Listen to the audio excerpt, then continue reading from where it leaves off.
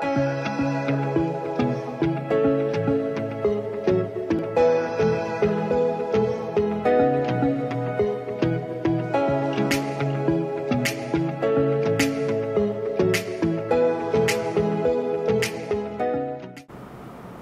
arkadaşlar.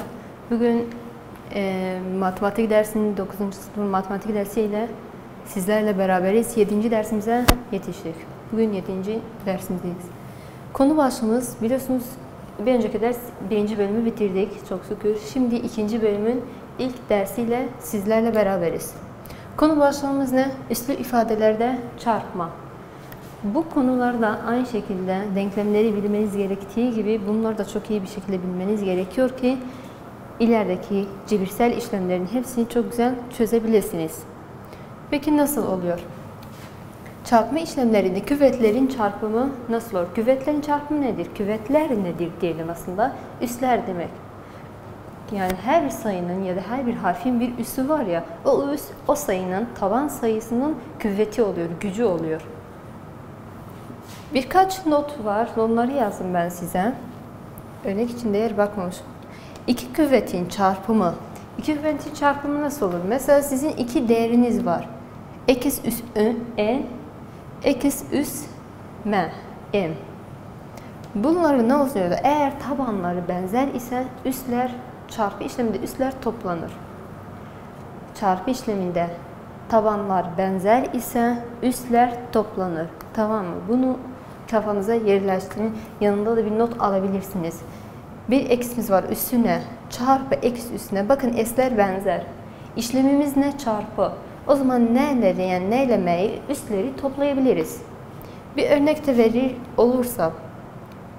Ben sen x'in üssü 2 çarpı x'in üzeri 3 eşittir dediğin zaman x 2 artı 3 kaç oluyor? 5 değil mi? Diyeceksin ki x'in üssü aslında 5. Tamam mı?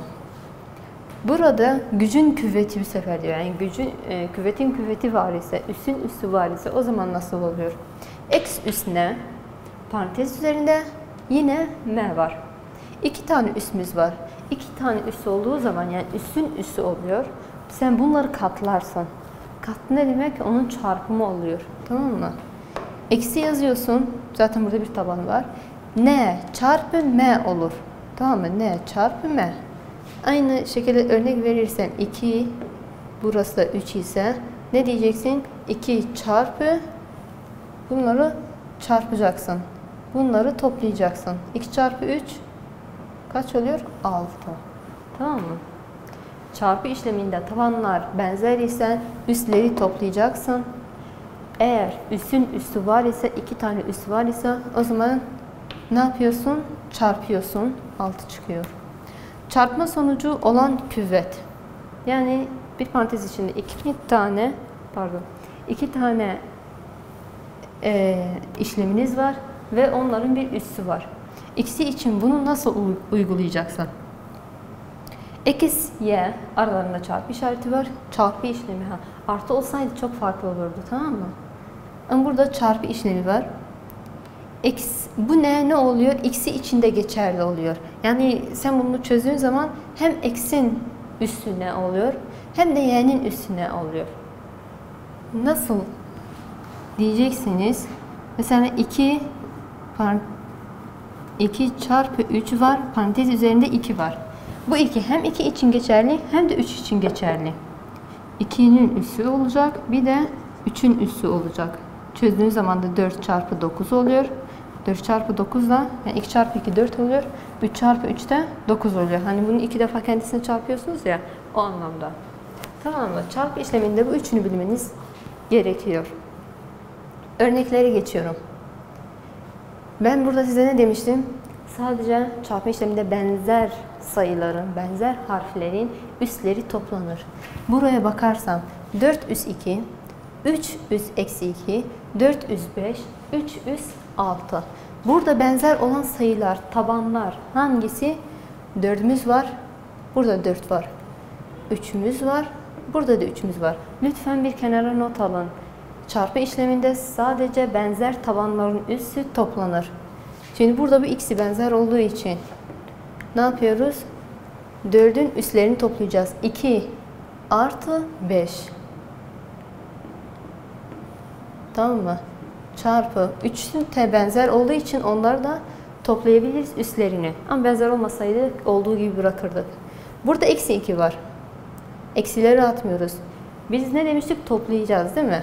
Artı işlemimiz var yani. Bizim kendimizin. Burada ne var? 6 var. Şimdi üstlerini topluyorum. 4. Hazırlayayım. 2 artı 5 7. Eksi ile artı ne oluyor?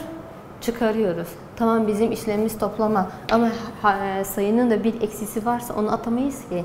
2 ile artı çıkarılır. Büyük sayının işaretini alır. 6'dan 2 çıkarsa 4. Bunları açmamıza hiç gerek yok. Böyle bir şekilde bırakıyoruz. Çok kolay. Sadece biraz dikkat etmeniz lazım.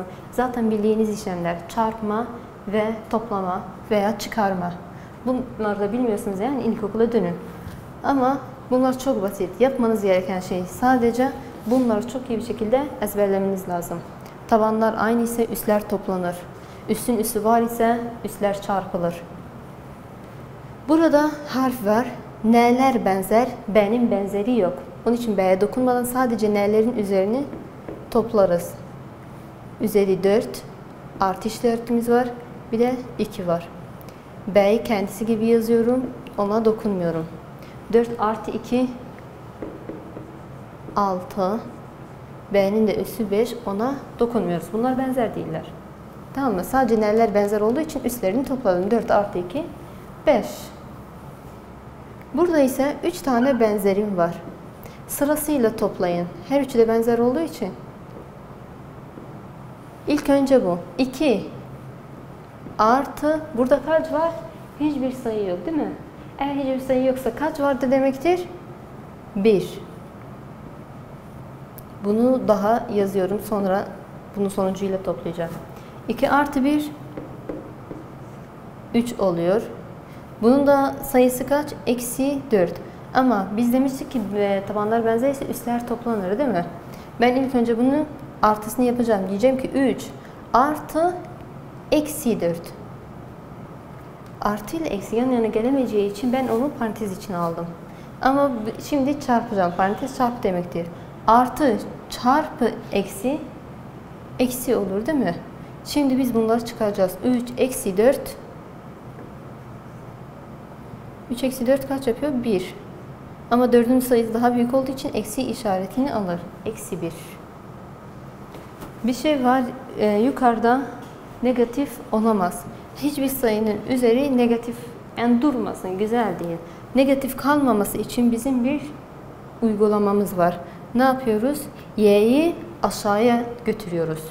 Y'nin aşağısında bir gizli bir vardı biliyorsunuz. Y'yi aşağıya alıyorum. 1'in yanına. Eksi 1 de kalmıyor. O zaman 1 oluyor. Yukarıda kim kalır? Boş mu bırakacağız? Boş bırakamayız. 1 koyacağız. Tamam mı? Y üz 1. Şu eksiden kurtulmak için biz onu ters döndürüyoruz. Her bir sayı sonuçta eğer eksi üssü eksi çıktığını görürseniz onu hemen aşağı indirin. Aşağıdaysa yukarı çıkarın. Yukarıdaysa aşağı indirin. Tamam. Geliyoruz üslü ifadelere. Bu çarpmaydı. Bu sefer üssün üssü. 7 üzerinde 1 var. Tamam mı? 1 çarpı 3 yine 3 yapıyor. Hani demiştim ya, üssün üssü olursa çarparız diye. Üssünü çarptım. 3 yapıyor. Yani y üs 3. Bunda y üs 3 ne demektir? Yani 3 kere y'yi kendisine çarp. 7 çarpı 7 çarpı 7. Kaç çıkarsa buraya yazıyorsunuz. Ondan sonra bu sefer harf var ve birkaç tane harf var. X üs 2 ve onun da üssü eksi 4. Yani ne yapıyoruz? Bunun üssü 2 çarpı eksi 4 çarpı 5. İlk önce bunu çarpalım. 2 çarpı eksi 4 8 üzeri eksi 8 değil mi? Çarpı. Bu nokta çarpı işareti ha. Tamam mı? Ben eksiyle karıştırılmasın diye nokta koyuyorsunuz. Virgül böyle, tamam mı? Ama bu nokta olduğu zaman bu çarpı demektir. Çarpı x üs 5. Tabanlara bakıyorum, tabanlar benzer. O zaman üslerini ne yapıyoruz? Topluyoruz. Bir defa eksi yazıyorum. İlk önce eksi 8 artı 5. Eksi ile artı çıkarılır ama büyük sayının işaretini alır. 8'den de 5 çıkınca 3 kalıyor. Tamam. Şimdi son olarak 4. örneğe geçiyorum. Burayı yazayım. Örnek 4. Diyor ki aşağıdakileri sadeleştirin. Çarpma sonucunun üssü. Eksi 3 x neymiş? Kare. Bu a. B'de ise x kare çarpı y üs 3. Bu çarpı 10. Şimdi nasıl yapıyoruz? Burada hem sayı var, hem de x var, hem de harf var, hem de üsleri var. Şu üs demiştim size, eğer iki tane terim şey varsa, aralarında çarpı varsa, ikisi içinde geçerli bu üs. İlk önce hem de bunun içinde geçerli. Bunu yapmaları çok güzel olmuş. Eksiyi de iki defa kendisine çarpıyorsun. Hem bunun için geçerli, hem de bu ve bunun için. Üçünü de iki defa kendisine çarpacaksın. Eksi çarpı eksi artı. 3 çarpı 3 kaç yapıyor? 9. Eksinin üzerinde 1 var. 1 çarpı 2 2. Ben iki defa eksi yazamayacağıma göre eksi üs 2 olacak. Tamam, yani parantez içinde ne varsa hepsine sen çarpmak zorundasın bu kareyi. Tamam mı? Eksi çarpı eksi artı oluyor. 3 çarpı 3 9 oluyor. Eksi çarpı eksi kare oluyor. Tamam. Burada aynı şekilde bir karemiz var ama burada da üslerimiz var. Eksinin üzerinde 2 var. Bununla ne yapıyoruz? Çarpmak zorundayız. Çarpı y'nin üzerinde kaç var? Gizli 1 var. Onunla da çarpıyoruz. Eğer eksi olsaydı eksiyi de 3 defa kendisine çarpardık. Eksi çarpı eksi artı. Artı çarpı eksi eksi. Yani sonuç yine eksi çıkardı. Şimdi çarpalım. 2 çarpı 3 6. Y 1 çarpı 3 3. Sonuç bu şekilde çıkıyor. Benzer olmadıkları için de onları toplayıp veya çıkarmıyorum. Şimdi bakalım. Bunun da sonucuna geldiğimize göre eksi mi var orada? Pardon, eksi 2'ymiş. Eksi 2 çarpı 3 eksi 6 oluyor. Üstlerde eksi kalamayacağı için ne demiştim size? Onu aşağıya indirmeniz lazım. Bunun aşağısı 1. Y'ye dokunmuyorsunuz, tamam mı? Sadece eksi indirin. Y yine yukarıda kalıyor. Sadece eksi aşağıya indiriyorsun. Eksiden kurtulmuş oluyorsun. Ne oluyor? Artı oluyor. Tamam mı? Bu kadar basit. Birinci bölümün sonuna, birinci kısmın sonuna geldik. Alıştırmaları çözüyorsunuz. Fotoğrafını çekip bana atıyorsunuz. Kaç soru çözelim demeyin, hepsini çözün. Bunları da tahtaya geçirin, deftere. Pardon. İkinci dersimiz de üslü ifadelerde bölme. Üslü ifadelerde çarpmayı okuduk.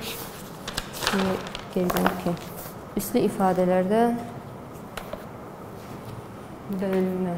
2 2'ye geldik. Bunları silmedim. Çarpma ile bölme arasındaki farkı göresiniz diye. Üslü ifadelerde bölme nasıl oluyor?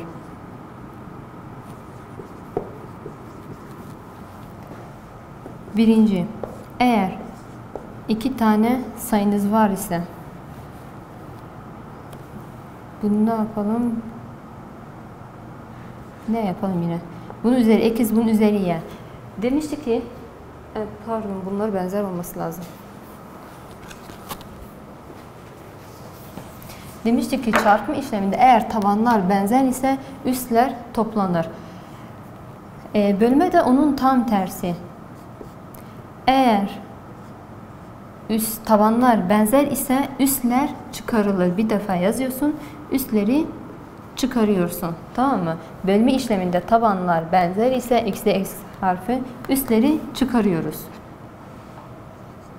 Peki üssün üssü nasıl oluyor? Mesela q var, n var. Bir de bunun bir tane üssü var. X'inin de. Şu üs hem bunun için geçerli hem de bunun için geçerli. Tamam mı? Aynı şekilde de çarpıyorsun. Mesela burası böyle yapalım. Ne diyorsun? M çarpı n olur. Aynı zamanda n üzeri eksi olsun bu. Niye benzer şeyler oluyor ki hep? Y çarpı eksi oluyor. Yani şu üssü hem bunun üstüne çarpıyorsun hem bunun üstüne çarpıyorsun. Tamam mı? Üçüncü noktamız. Eğer üssümüz negatif olursa yine bir q ile n'miz var ama üssümüz negatif. Nasıl yapacağız şu negatifi? Bizim negatiften aslında kurtulmamız lazım. Bir öncekinde size söylemiştim ki eğer negatif ise onu alta indireceksiniz sayıyı. Alta indiği zaman alta ise yukarı çıkaracaksınız. Şurada ama ne yapacağız? Şu eksiden kurtulmak için ilk önce içlerine çarpacaksın. Aynı bunlar gibi q'nun üzeriyle çarpacaksın. Üssüyle bir de n'nin üssüyle. X de eksi olduğu için ben bunu aşağı indiriyorum. Aşağıdakini yukarıya çıkaracağım. O zaman pozitif olur üstler. Tamam mı? İlk önce içlerine çarp ya da ilk önce değiştirip sonra çarpabilirsin. Ayrı şey. İlk önce içlerine çarp, sonra onları ters çevirebilirsin. Ya da başka bir şekilde hemen bunları ters çevirip bunu da yazabilirsiniz. Ben yer olmadığı için sildim. Bundan direkt kurtulmak için, en başından kurtulmak için, kendinize bela yapmamak için ilk önce bunları ters çevirin. Pardon, çeviremedim. Buradaki neden eksiden kurtulmuş olursunuz. Şu eksiden kurtulmak için ilk önce kesirli payla paydanın yerini değiştirin. Pozitif olur o zaman. Ondan sonra üzerlerine çarpabilirsin. Hem pay için hem de paydanın içinde geçerlidir. Bu biliyorsunuzdur. Örnek 1'i çözelim. A ne diyor? 3'ün üssü 8, 3'ün üssü 2. B onun için harf vermiş. Aslında aynı şey. C'de biraz benzerleri çoğaltmış.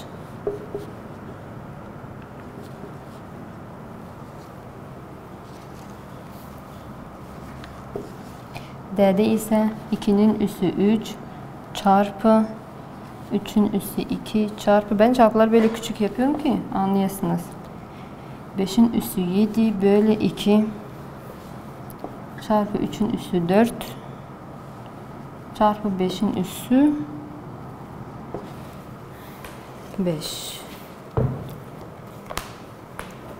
Şimdi burada bölü işlemimiz var. Sayılarımız benzerler.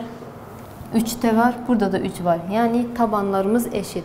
Tabanlarımız eşit ise üstleri biz çıkaracağız dedik. Eşittir. 3'ü bir defa yazıyorum. Üstleri yukarıdakini aşağıdakinden çıkaracağım. 8 eksi 2. 8 eksi 2 6 oluyor. Bırakıyorsunuz. Burada da aynı şekilde ikizler benzer. Benzer olduğu için bir defa yazıyorsun. Üstlerini çıkarıyorsun. 5 eksi 5 kaç oluyor? 0. Her bir sayının, her bir harfin üssü 0 ise o kaç oluyor? 1 oluyor. Tamam mı? Her bir sayının üssü 0 ise o 1 oluyor. Burada ise yine bir bölü işlemimiz var.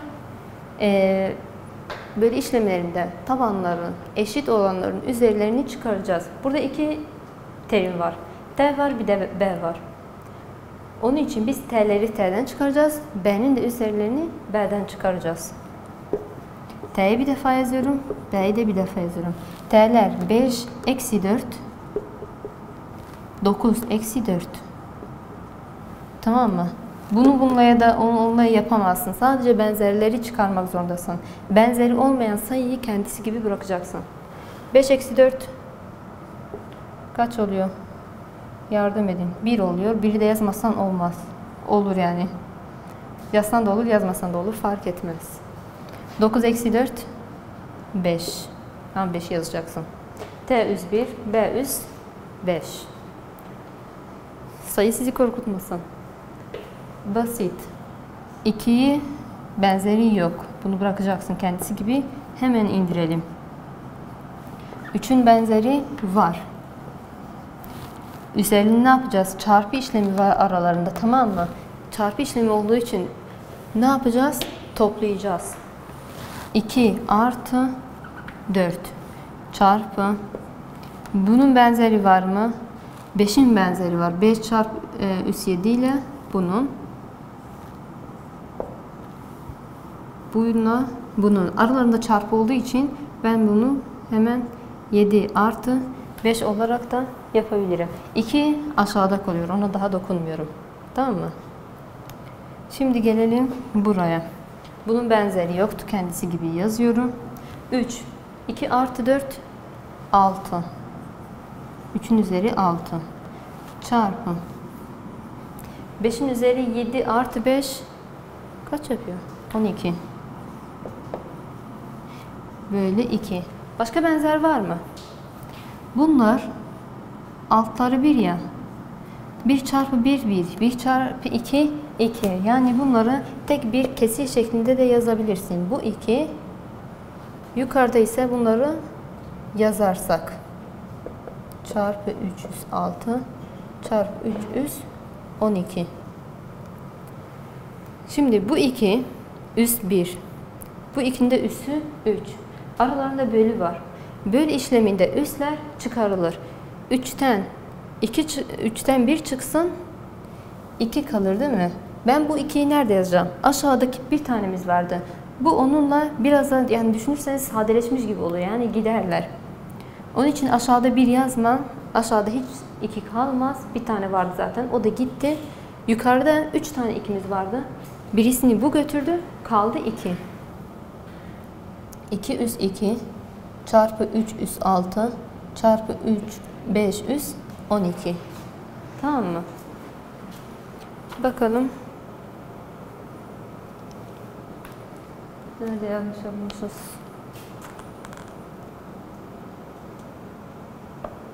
Yanlış yapmamış.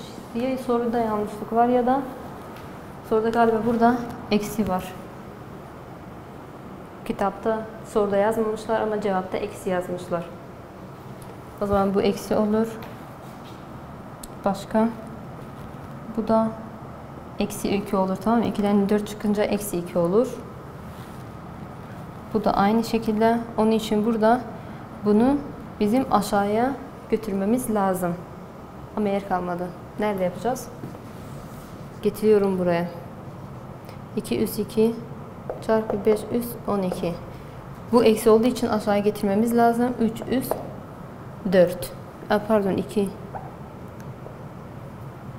Niye 4 yazdım? Siz de hiç uyarmıyorsunuz. Ha. Tamam mı? Soruda yanlış var. Soruda düzeltin. Orada eksi olması gerekiyormuş. Yeriniz var mı? Yok. Bunları yazın. Ben geçeyim diğer örneklere.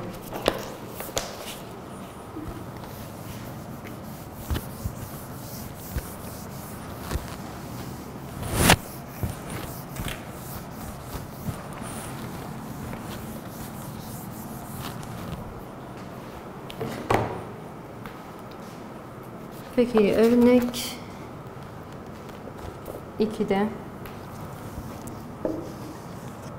3 bölü 4'tü. Üzeri 3 var. Bir tane de negatiflerden çözeyim size.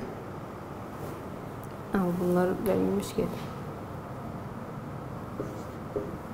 Q kare 3x öyle değil. Orada soru çıkmamış. Bu örnek 3'ü çözüyorum ben.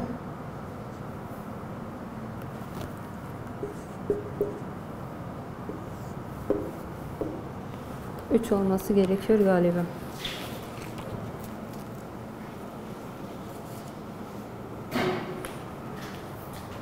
Yok. Şöyle, şu iki soruyu çözeceğim size. Vaktimiz yetmeyecek. Bölü işleminde eğer üssümüz varsa, üs hem bunun için geçerli hem bunun için geçerli demiştim size. Tamam mı? Hem bunun için olacak. Eğer üslerinde bir sayı olsaydı biz onları çarpardık, tekrardan üzerlerinde yazacaktık. Bunları çarpabilirsiniz. 3 çarpı 3 9, 9 çarpı 3 27, 4 çarpı 4 16, 16 çarpı 3'ler kaç çıkarsa yazıyorsunuz. Kaç çıkıyormuş? 64. Tamam mı? Burada eğer üssümüz negatifse, demiştim ki size kesirli sayılarda onları alt üst olun ki üst kalmasın. Kare 3x pozitif oldu. Bu tamam mı? Şimdi bu üssü bununla hem bunlara hem de bunlara çarpacağız. Q'nun üzerinde 2 var. Üssün üstünde çarpılır demiştik. 3'ün üzerinde 1 var, eksinin üzerinde 1 var. Hem bunun için geçer hem de bunun için geçer. Şu üs. Şimdi Q'nun üzerinde 2 çarpı 3 6. Şu 3'ü de 3 defa kendisine de çarpabiliriz ya da hiç çarpmayıp böyle de bırakabiliriz. Çarparsak 27 ikisi oluyor. Çarpmasak da böyle oluyor. Benzer sayılar olsaydı, benzer terimler olsaydı üslerini çıkarırdık. Ama yok, böyle bırakacağız. Diğer sorularda siz kendiniz çözmeye çalışın. Anlamadığınız kısımlar olursa bana sorabilirsiniz ya da kendi hocanıza sorabilirsiniz. Zamanımız yetmediği için dersin sonuna geldik. Hoşça kalın.